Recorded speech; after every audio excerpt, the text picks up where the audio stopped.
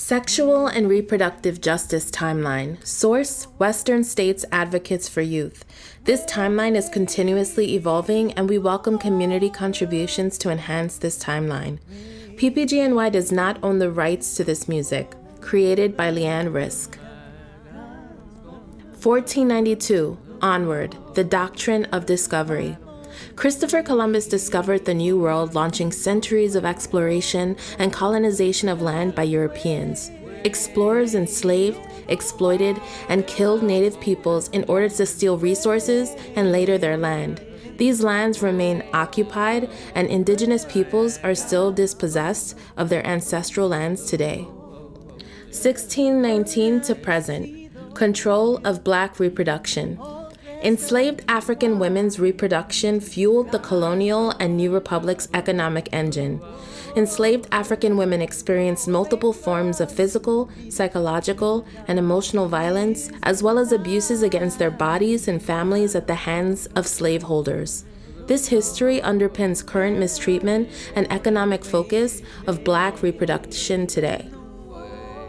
1789 to 1815. Saartjie Baartman. Baartman was a Khoe woman from South Africa. She was brought to Europe by a British doctor who displayed her as Hottentot Venus in freak shows in London and Paris due to her large buttocks. Upon her death, Sarah Baartman's brain, skeleton, and sexual organs remained on display in a Paris museum until 1974. In 2002, her remains were gathered and buried in her homeland.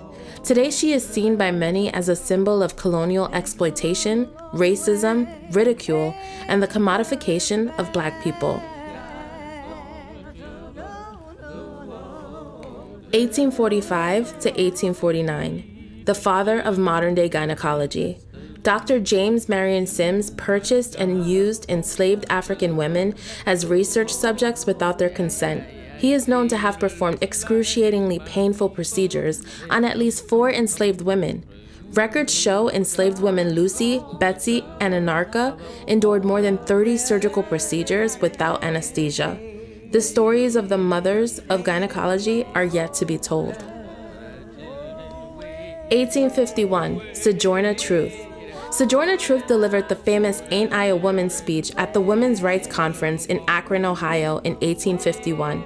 In this speech, she described the discrimination she experienced as a Black woman due to both her race and gender. 1860 to 1910, founder of modern nursing. Known as the Lady with the Lamp, Florence Nightingale was a British nurse, social reformer, and statistician referred to as the founder of modern nursing. What is rarely discussed in nursing history is Nightingale's racism and her political role in the genocide of indigenous people under British rule. She counseled many key political figures, and her writings on the subject show that she was a staunch supporter of British colonialism. She believed indigenous lives were a small price to pay for the expansion of the British Empire. 1875, the Page Act. The U.S. Congress passes the Page Act, which effectively ends the entry of East Asian women, especially from China, into the country as a way of limiting family development. This act was followed by the Chinese Exclusion Act in 1882, which banned all people from migrating from Asia. 1916, American Birth Control Crusader. Margaret Sanger opened the first birth control clinic in the United States, which led to her arrest for distributing information on contraception. Sanger founded the American Birth Control League, which later became the Planned Parenthood Federation of America. She has been criticized for supporting eugenics. 1917 to 1923, Red Summers. Over a period of 7 years, white mobs attacked Black communities in Illinois, Washington, D.C., Florida, and Oklahoma. The Tulsa Massacre took place on May 31st and June 1st, 1921. Mobs of white residents, deputized and given weapons by city officials, attacked Black residents and businesses of the Greenwood District in Tulsa, Oklahoma. It has been called the single worst incident of racial violence in American history. 1932 to 1972, medical racism.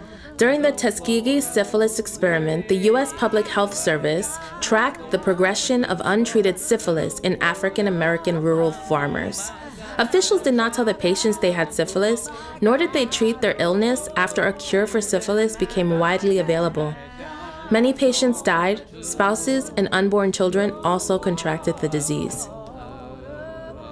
1936 to 1970. La Operación Forced Sterilization. Since the U.S. assumed governance of Puerto Rico in 1898, population control has been a major effort. The passage of the Law 116 in 1937 signified the institutionalization of the Population Control Program. A campaign carried out by private agencies and the U.S. government since the 1940s resulted in the sterilization of 1/3 of Puerto Rican women of child-rearing age. This is the highest rate in the world. 1943. TULE Lake Internment Camp. During World War II, the United States government forcibly incarcerated 120,000 people of Japanese heritage under Executive Order 9066.